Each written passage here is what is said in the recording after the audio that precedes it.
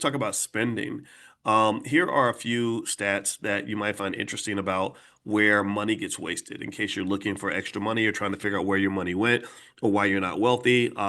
Let's talk about a few things. Number one, rent and housing costs. Over 50 years, if you assume 2.2% inflation, the average household spends about $2.2 million on housing costs, right? So the average American household spends about $2,120 a month on housing. And so, so imagine a person, imagine this, process this. Imagine a person who rents their entire life, and think about how many people you've known who were never really thinking about buying a home, but they were always thinking about renting something, right? Very short-term sort of thinking that we're taught to sort of do. And so literally, if you spend over $2 million on housing during the course of your life, you've literally bought your landlord a mansion. Like $2 million will buy you a very nice house. But here's the kicker. Here's the part that will really make you mad. That $2 million, had that money been invested in real estate or stock market investing, that 2 million would probably be more like 6 or 7 million.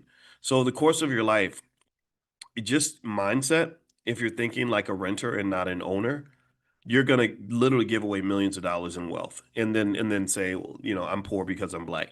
You're not poor because you're black. You're poor because someone taught you that being black meant that you're supposed to sort of stay in the same condition that you're in. Utility bills. The average American household spends $429 per month on utilities. So that comes out to about $465,000. The average American spends $832 a month on groceries.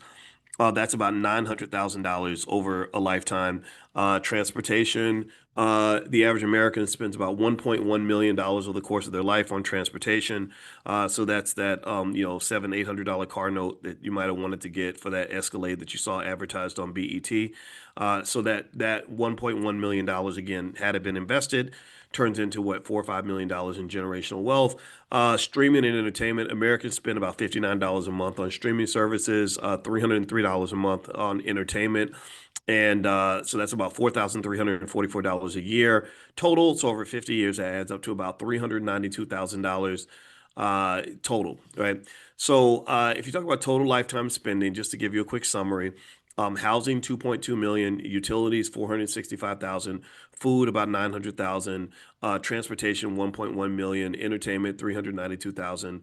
That's a total of $5.16 million, $5.16 million, and that's throwing in inflation, things like that. So don't you ever dare tell me that black people don't have any money, right? That's not true. We have money. We're just trained to give it all away. We have money, we have time.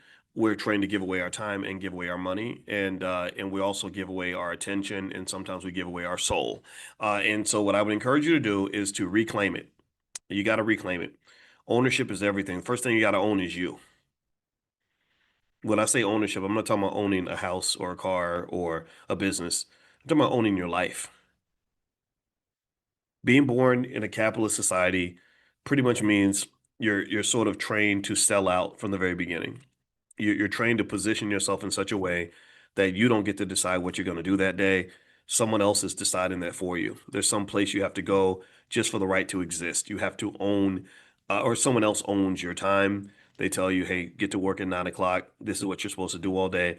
And what unfortunately happens is it ends up stealing your purpose. If I just thought about that and I said, gosh, I'm not just happy about things like choosing to be an entrepreneur and all that, or choosing to get an education, over say, some I know people that, for example, they did other things like went to prison and stuff like that.